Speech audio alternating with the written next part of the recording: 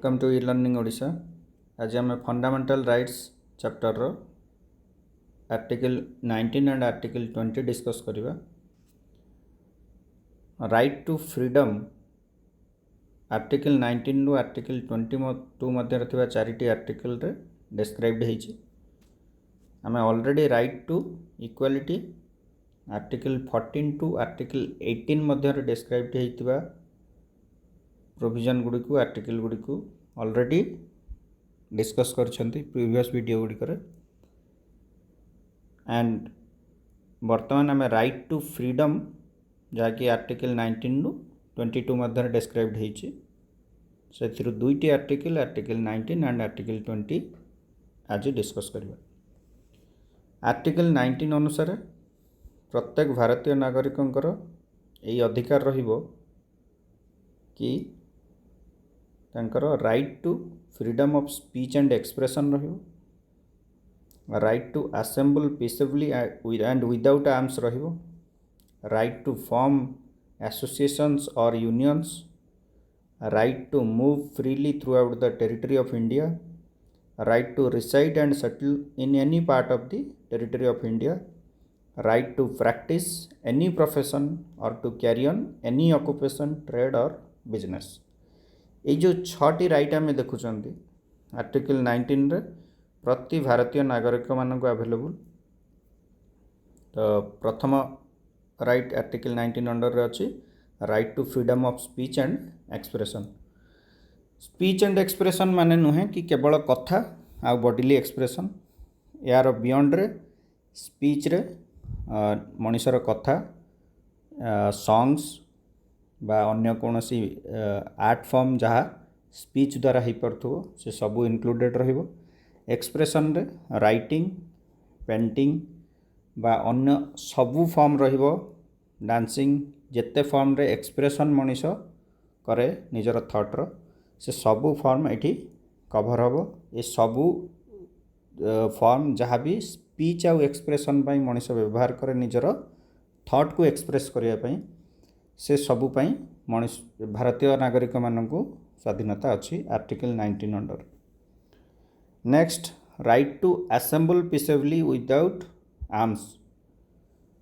प्रति भारतीय नागरिक माने असेंबल करि परिबे शांतिपूर्ण भाव रे without any arms. And next होची कि राइट टू फॉर्म एसोसिएशंस और यूनियंस। भारतीय नागरिक माने एसोसिएशन एंड यूनियन फॉर्म करें ताको मेंटेन करें एंड कंटिन्यू करें। सो एसोसिएशन एंड यूनियन ये आवश्यक पड़े जितेबाला गोटे कॉमन मोटिव नहीं कि किसी नागरिक एकाठी होती आउ कंटिन्यू करने को चाहती, जमती कौन सी कोऑपरेटिव सोसाइटी कौन सी एनजीओ कौन सी पॉलिटिकल पार्टी कौन सी एसोसिएशन जे कि सपोज लेबर मानकर कथा बाकी कौन सी वुमेन राइट्स ऑर्गेनाइजेशन ये सबू एसोसिएशन यूनियन लोक जनसाधारण नागरिक मानकर अधिकार पाई लड़ाई करे। तो यही सब एसोसिएशन आ यूनियन फॉर्म करिवार राइट बा स्वाधीनता बा अधिकार अच्छी नागरिक मानकर। नेक्स्ट होची कि right to move freely throughout the territory of India.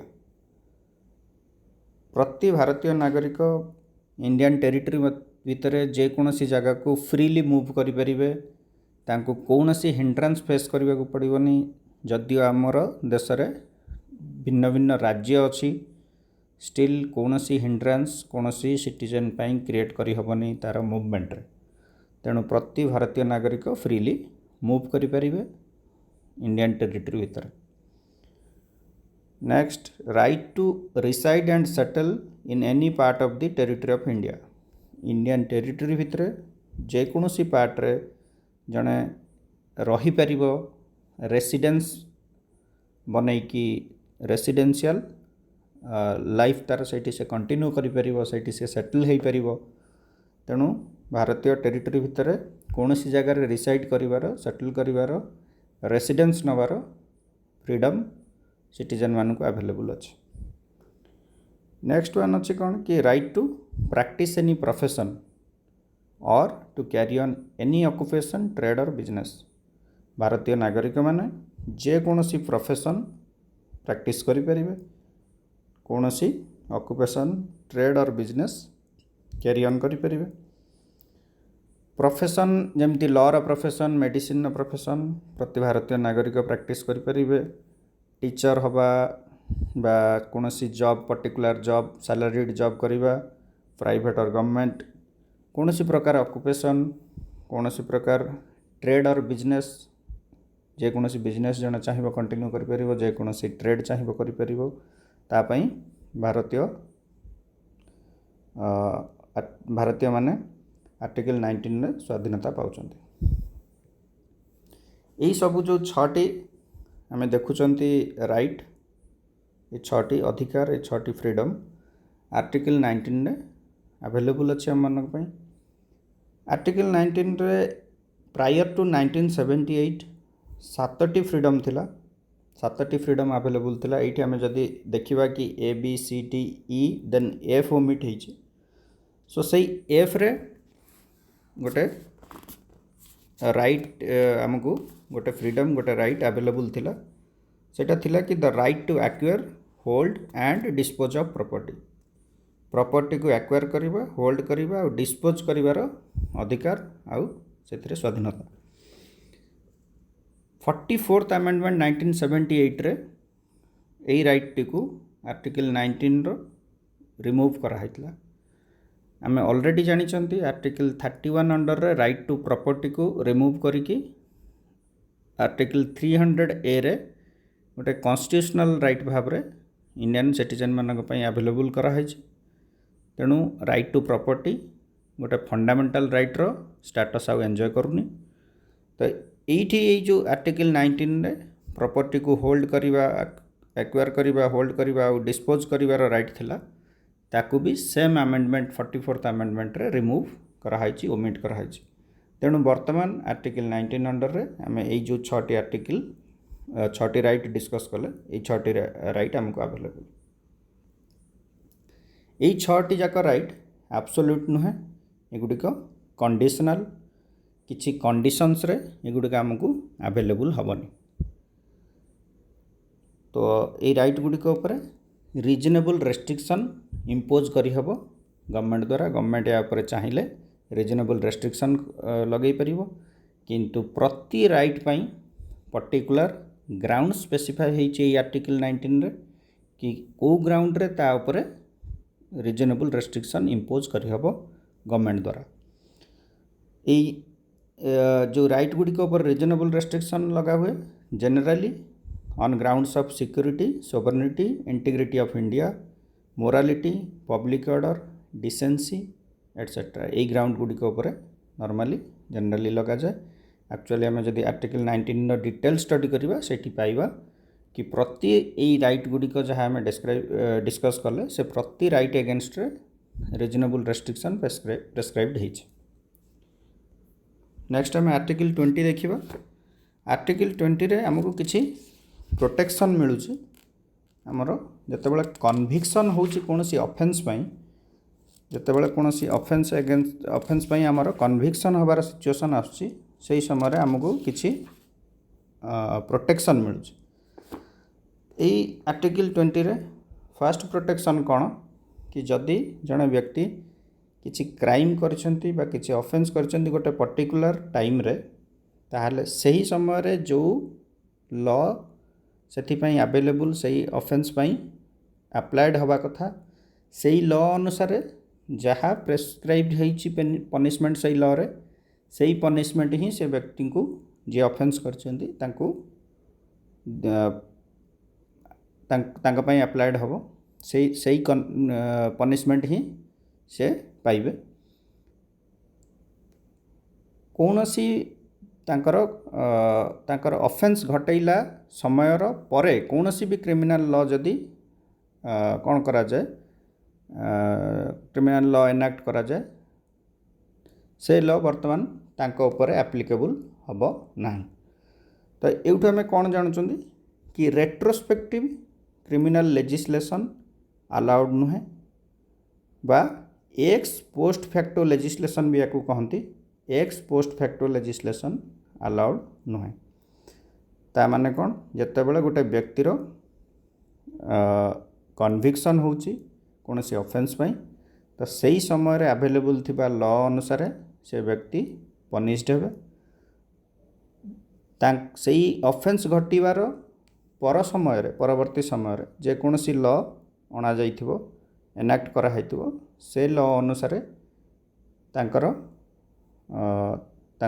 दंड विधान हबो नाही। एई पर्टिकुलर व्यवस्था केवल क्रिमिनल लेजिस्लेशन क्षेत्र रे अवेलेबल तेणु सिविल लेजिस्लेशन क्षेत्र रे एक कथा अवेलेबल नाही। क्रिमिनल लेजिस्लेशन क्षेत्र रे कोनोसी ऑफेंस जदि घटिची तापाई जो क्रिमिनल लेजिस्लेशन तैयारी होची सेटा बा जो क्रिमिनल लेजिस्लेशन अवेलेबल ऑफेंस घटिला बेले सही क्रिमिनल लेजिस्लेशन अनुसार ही दंड विधान हम। यही आर्टिकल 20 रे नेक्स्ट पॉइंट होची कि कौनसी व्यक्ति को तांकर ऑफेंस पाई थरेरु अधिक मोर देन वन्स पनिश करी हबो नाही। या को टेक्निकल लैंग्वेज रे डबल जियोपार्डी भी कहा जाए डबल जियोपार्डी।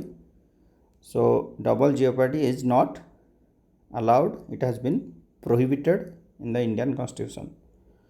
तेणु कौन व्यक्ति को मोर देन वन्स कौन पर्टिकुलर ऑफेंस पाई पनिश्ड करी हबो नाही बा मोर देन वन्स कन्विक्टेड करी हबो। अगेन कौन व्यक्ति को आर्टिकल 20 अनुसार निज अगेंस्ट रे एविडेंस दबा को कंपेल करा जीवो नाही। निज अगेंस्ट रे विटनेस हवा को कंपेल करा जीवोनी बाध्य करा जीवोनी आर्टिकल 20 अनुसार। सो आर्टिकल 20 हमको किछि प्रोटेक्शन दोची जते बेले कन्विक्शन हबार अछि जते बेले कन्विक्शन होची कोनोसी ऑफेंस पई सही समय रे नागरिक मानकु किछि प्रोटेक्शन ऑफर करछि। तो तीनटा प्रोटेक्शन आम आर्टिकल 20 अंडर रे देखिले कि रेट्रोस्पेक्टिव क्रिमिनल लेजिस्लेशन प्रोहिबिटेड अच्छी तेणु रेट्रोस्पेक्टिव क्रिमिनल लेजिस्लेशन प्रोहिबिटेड थिबारु जड़े व्यक्ति जो ऑफेंस करिसेंती सही समय रे अवेलेबल थिबा लॉ अनुसार ही से दंड पाइबे। सब्सिक्वेंटली जो लॉ आसीबो तांकर ऑफेंस परे से लॉ रो पनिशमेंट तांको ऊपर एप्लीकेबल हबो नाही। सेकेंड पॉइंट रे आम देखिले कि जड़े व्यक्तिंकर जहाँ ऑफेंस थिबो सही ऑफेंस पाई से गोटे थर कन्विक्टेड हेबे एंड पनिशमेंट पाइबे तांको थरेरु अधिक पनिशमेंट देई हबनी गोटे ऑफेंस पाई। थर्ड आम देखिले कि कौनसी व्यक्ति को कंपेल करी हबनी निज अगेंस्ट रे विटनेस हबा पाई बा निज अगेंस्ट रे एविडेंस दबा पाई। तो आम ए आर्टिकल 20 देखिले एटा भी राइट टू फ्रीडम अंडर रे गोटे आर्टिकल। यही फ्रीडम गुड़िक ये जो तीनोटी फ्रीडम आम आर्टिकल 20 अंडर रे पढ़िले ये तीनोटी प्रोटेक्शन और फ्रीडम कन्विक्शन हैला बेले गोटे ऑफेंस पाई व्यक्ति मानकु सिटीजन मानकु अवेलेबल एंड यही आर्टिकल 20 टा इवन फॉरेनर मानकु भी अवेलेबल जे इंडियन टेरिटरी भितर रही। आर्टिकल 19 रे आ गोटे कथा मुझे कहवाक चाहिए आर्टिकल 19 रे प्रेस रो फ्रीडम पाई जर्नलिस्ट मानकर फ्रीडम पाई किसी स्पेशल व्यवस्था करा जायनी किंबा इवन इंडियन कॉन्स्टिट्यूशन रे कोठी स्पेशल व्यवस्था प्रेस रो फ्रीडम बा जर्नलिस्ट मानकर फ्रीडम पाई व्यवस्था करा जायनी। किंतु आर्टिकल 19 रो ये जो freedom to right to freedom of speech and expression आम देखुंत से right to freedom of speech and expression रे प्रेस रो फ्रीडम एंड जर्नलिस्ट मानकर फ्रीडम अवेलेबल अच्छी बोली आम मानिकी चलवा और से वे से एंजॉय करती आम देशर फ्रीडम। सो लास्टली मु समस्त को यह कहवाक चाहिए कि तुम प्रिपेरेसन ही तुम सक्सेस रो कारण बने। तेणु तुम्हें जेते दूर संभव सेते भल भाव निजर प्रिपेरेसन कर। Your preparation causes your success. Prepare as good as possible. Thank you.